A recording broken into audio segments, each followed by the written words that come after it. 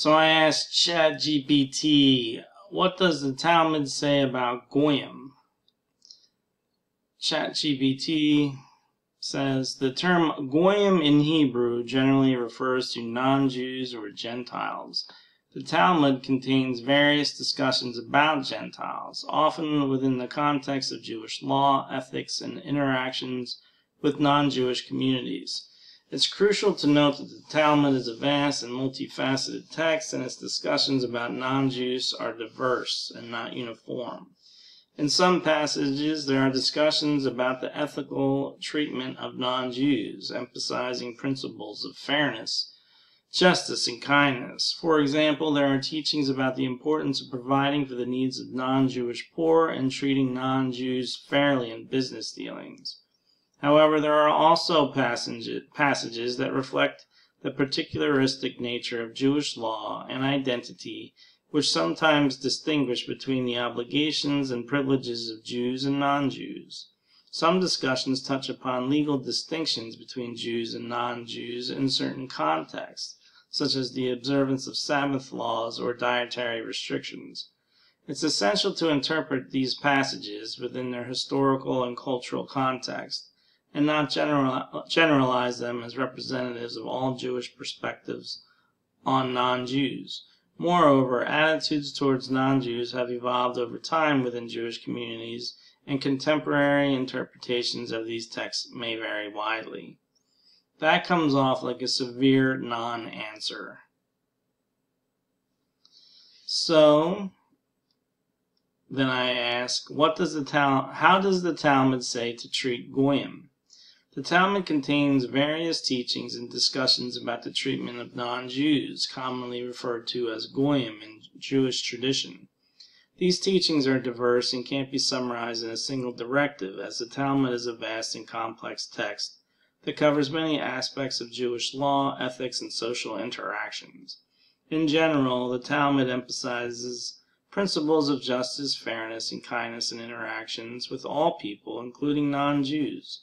For example, it teaches that one should not deceive or exploit non-Jews, and that non-Jews should be treated fairly in business dealings.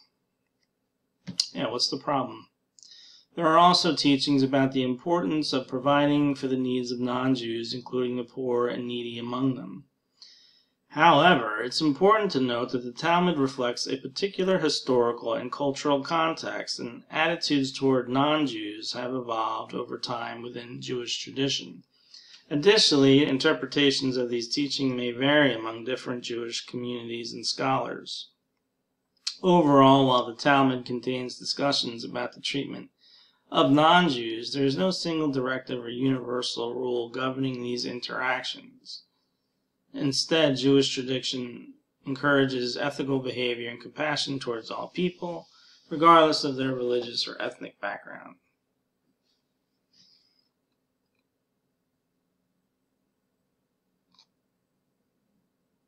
Yeah, then I ask, does the Talmud teach that Jesus is a liar?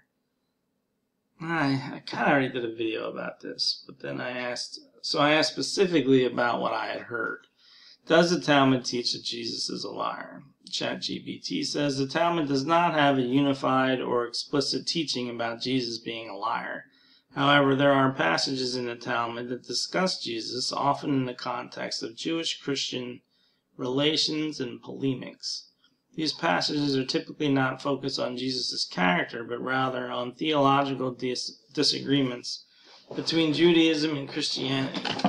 One such passage is found in the Babylonian Talmud, Sanhedrin 43a, which refers to a figure named Yeshu, a variant of Jesus' name, who is depicted as a sorcerer or practitioner of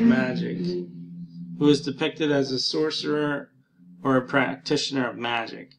However, the portrayal in this passage is not necessarily meant to accuse Jesus of lying, but rather to express disagreements with Christian beliefs about him. So, previously, ChatGPT said that the 43a was about a Yeshu, but it wasn't specifically Jesus. Now here it's saying, however, the portrayal in this passage is not necessarily meant to accuse Jesus of lying, but rather to express disagreements with Christian beliefs about him. So if Yeshu in this passage is not Jesus, why would it continue to go on into disagreements with Christians? If you're not saying Yeshu is that Jesus, why would you need to go further into that? It's important, and continuing with ChatGPT, it's important to interpret these passages within their historical and cultural context and to recognize that they reflect the polemical interactions between Judaism and Christianity rather than objective historical accounts. Moreover, interpretations of these passages may vary among different Jewish scholars and communities. Overall, the Talmud does not have a singular teaching about Jesus being a liar. Rather, any discussions about Jesus in the Talmud are part of broader theological debates between Judaism and Christianity. Alright, so it's not talking shit about Jesus. Oh, then I ask again, does the Talmud teach that Mary was raped by a Roman soldier? And in ChatGPT here, flat out answers directly, no. The Talmud does not explicitly teach that Mary, the mother of Jesus, was raped by a Roman soldier. The Talmud primarily focuses on discussions related to Jewish law, ethics, and theology, and it does not contain narratives about the life of Jesus or his family. The idea that Mary was raped by a Roman soldier is not a part of mainstream Jewish theology or tradition. This notion seems to stem from some medieval Christian polemical literature rather than from Jewish sources. It's crucial to approach such claims with caution and recognize that they may be rooted in historical tensions between Jewish and Christian communities rather than in factual accounts. In general, Jewish tradition does not engage in narratives about Jesus or his family in the same way that Christian texts do. Yeah, in the Middle Ages, I guess Jews and Christians were fucking talking some shit. Oh shit, here, look at this word. Polemical, expressing or constituting a strongly critical attack on or controversial opinion about someone or something. A polemical essay. So let's go back to this. Polemical. Where the hell is the word polemical?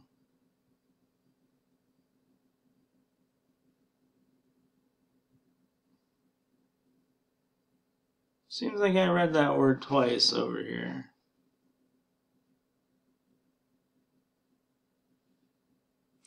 Yeah. Where is it? This notion, so this is when I asked, does the Talmud teach that Mary was raped by a Roman soldier? The idea that Mary was raped by a Roman soldier is not a part of mainstream Jewish theology or tradition. This notion seems to stem from some medieval Christian polemical, and polemical means expressing or constituting a strongly critical attack on or controversial opinion about something. So yeah, Jews and Christians were talking some shit in the medieval times, the Dark Ages. Might be time to let all that go.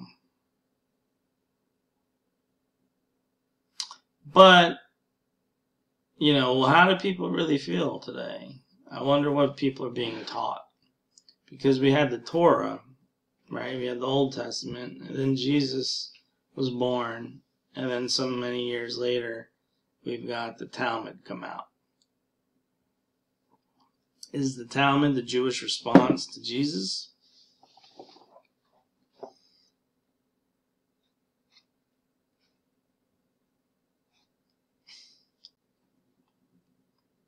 Well, regardless, according to ChatGPT, they don't go into, the Talmud does not go into Jesus. They don't call him a liar. And they don't say that Mary was not a Virgin Mary. So, I mean, I'm not going to read the Talmud. That's not my religion. I'm a Christian. And I just want everybody to get along. Because this is interesting. Jesus wrote this. So, in Matthew chapter 15, this is the first book of the Gospels. The faith of a Gentile woman. Then Jesus left Galilee and went north to the region of Tyre and Sidon.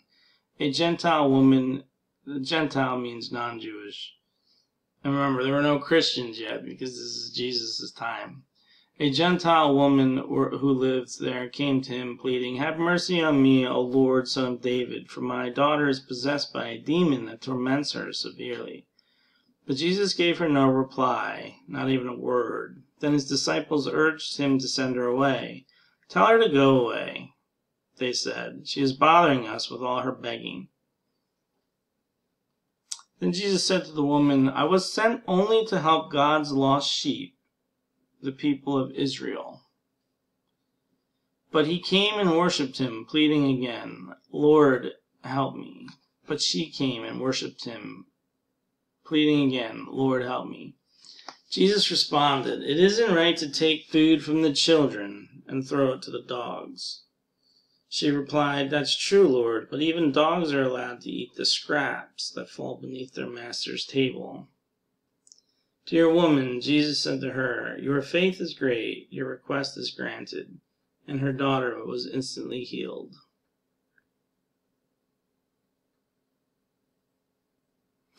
This is Jesus. "I was sent only to help God's lost sheep, the people of Israel."